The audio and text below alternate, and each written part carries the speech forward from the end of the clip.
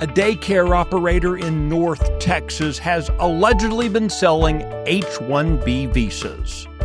This is Wednesday, April 29th, 2026. Texas Scorecard presents the day's first news for the Lone Star State. The Texas Minute, with your host, Michael Quinn Sullivan. We are now halfway through the week. Thank you for making the Texas Minute part of your Wednesday. Attorney General Ken Paxton is investigating trucking schools over allegations that they're certifying people to drive big rigs who can't speak English. More on that coming up.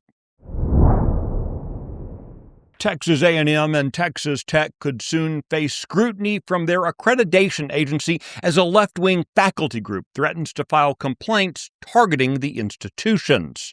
At issue for the American Association of University Professors is a series of prohibitions on academic programs and so-called grievance studies, an umbrella term that refers to various pseudo-academic disciplines like critical race theory and modern gender ideology. The AAUP wants the accreditation agency to investigate and penalize A&M and Tech for removing programming from courses that had been central to left-wing indoctrination.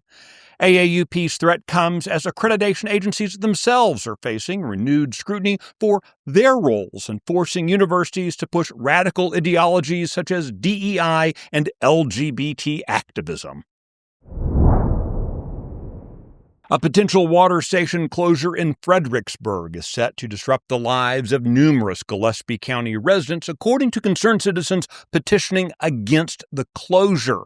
The central Texas county has been under abnormally dry and moderate drought conditions. The reasons for the closure remain somewhat unclear, ranging from theft to maintenance. Access to water is a growing concern across Texas, including even places like Corpus Christi, where water shortages have reached emergency conditions. A North Texas daycare operator with alleged ties to the Chinese Communist Party is facing scrutiny over dozens of H-1B visa filings tied to his company, including for positions that appear unrelated to child care operations. Blaze TV and Texas Scorecard personality Sarah Gonzalez visited the Allen Infant Care Center, which was formerly known as the Golden Acorn Academy. They have sponsored lifetime 37 H-1Bs. They have filled out 55 labor condition applications, according to USCIS. The thing that is so curious about this one, when you go digging in the data and the LCAs, is that you wouldn't think that a daycare center would need, market research analysts or supply chain analysts. And yet, this company actually told the United States government that they needed foreign workers to fill those jobs. When confronted on camera, the daycare owner Yan Yao declined to answer detailed questions. So why do you have 37 H-1Bs for a daycare that's totally shut down and another one that doesn't look like it's at all active? Is it? This is before. This daycare just closed and will be new open.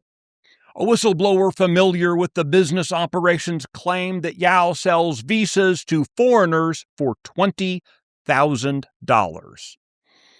The Texas Minute will be right back.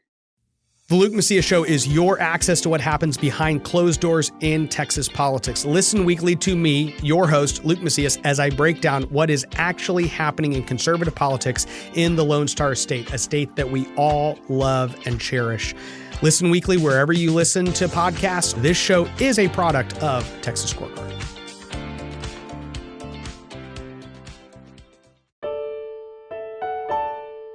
Texas Attorney General Ken Paxton has launched a statewide investigation into several trucking schools accused of certifying unqualified commercial drivers in potential violation of state and federal law.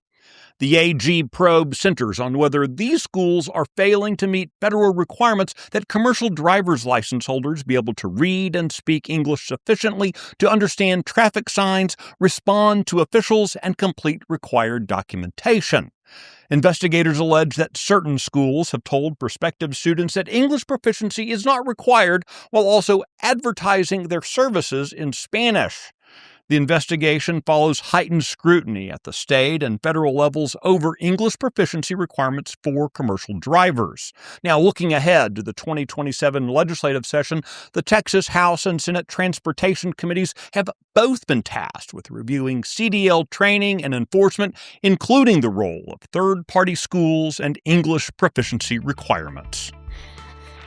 You can find details on all the stories mentioned today and keep up with the latest news by visiting TexasScorecard.com. This edition of the Texas Minute was produced by Nick Shepard and based on the original reporting of Adam Kahn, Hunter Burney, and Brandon Waltons. I look forward to seeing you out around the Lone Star State. Now, go make it a great day.